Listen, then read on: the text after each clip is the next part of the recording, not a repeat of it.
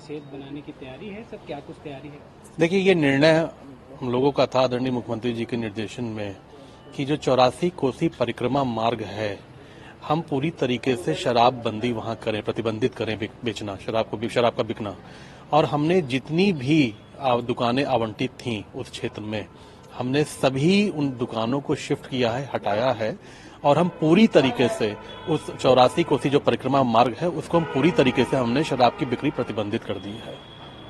Sir, ये 84 कोसी जो परिक्रमा क्षेत्र है वो कितना बड़ा होगा और लगभग अभी तक क्या कुछ कार्रवाई हो चुकी है? कितनी दुकानें हटा चुकी है? नहीं, हम सारी दुकानें हटा चुके हैं। करीब मैं समझता हूं कि ये 84 कोसी परिक्रमा मार्ग जो होता है, जहां पे यात्रा चलती है, वो करीब 150-200 किलोमीटर का वो मार्ग है। और हमने पूरे उस मार्ग से जितनी भी हमारी आवंटित थी दुकानें, उन सभी दुकानों को शिफ्ट करा दिया गया है। सर, देखा जाए तो एरिया काफी बड़ा है, इससे रेवेन्यू पे क्या असर पड़ेगा? देखिए, रेवेन्यू कोई हमारे लिए कोई बहुत बड़ा, ठीक है, रेवेन्यू आता है, लेकिन कोई हमारे लिए वो प्रायोरिटी नहीं है। हमारी प्रायोरिटी है कि जो आस्था के हमारे स्थल हैं, जहाँ पे करोड़ों लोगों की आस्थाएं जुड़ी हैं, हमें उनको भी ध्यान में रखना है। और इसी को ध्यान में रखते हुए हम लोगों ने फैसला लिया था। सर, क्या काशी, मथुरा, इन सब जगह जितने भी हमारे क्षेत्र हैं, मंदिर के क्षेत्र हैं, चाहे वो काशी में हो, क्योंकि काशी में मंदिर का क्षेत्र है, उसके बाद गंगा का क्षेत्र है, मथुरा में वृंदावन हमारे मंदिर का जो क्षेत्र है, हमने उन सभी क्षेत्रों पे प्रतिबंधित कर रखा है। शराब बिक्री नहीं हो सकती है, मद्य निषेध वहां पे लागू है। और आगे भी जहां भी जरूरत पड़ेगी हम वहां प्रतिबंधित करेंगे। सर, देखा जाता है अधिकतर की शराब मामले सामने आते हैं, उसके लिए क्या आप इसकी बिल्कुल चिंता न करें। ये काम हमारे विभाग का है, विभाग के अधिकारियों का है, हमारी एनफोर्समेंट टीम्स का है, जो लगातार क्षेत्रों में काम करती रहती हैं, भ्रमण करती रहती हैं। उन्हें सख्त निर्देश है कि किसी भी तरीके से अवैध मदिरा का सेवन नहीं होना चाहिए, न बिकनी चाहिए, न कहीं बाहर से आनी चाहिए। इसका हम लोग पूरी सख्ती से उसका पालन करा रहे हैं। सर, 30 दिसंबर को प्रधानमंत्री नरेंद्र मोदी आ रहे हैं अयोध्या में, अंतर्राष्ट्रीय एयरपोर्ट का शुभारंभ करेंगे और कई ट्रेनों को भी हरी झंडी दिखाएंगे। इसके लिए क्या कुछ तैयारियां की गई हैं? देखिए, आदरणीय प्रधानमंत्री जी 30 तारीख को अयोध्या नगरी पहुंच रहे हैं।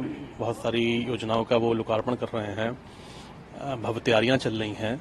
22 जनवरी को रामलला की प्राण प्रतिष्ठा होगी, उसकी तैयारियां चल रही हैं। आदरणीय प्रधानमंत्री जी के मार्गदर्शन में अयोध्या एक भव्य और दिव्य नगरी बनने जा रही है। वर्ल्ड क्लास इंफ्रास्ट्रक्चर को डेवलप किया जा रहा है। और जिस तरीके से जो मंदिर का निर्माण जिस तेजी से चल रहा है और जो भव्य मंदिर निकल कर आ रहा है, मैं समझता हूँ विश्व में इससे भव्य मंदिर, शायद इतना बड़ा मंदिर और इतना भव्य मंदिर अयोध्या में ही होगा। तो ये हम सब के लिए बहुत गौरव का विषय है, गौरव का पल है। पूरे विश्व में रहने वाले हिंदुओं के लिए बहुत गौरव का विषय है।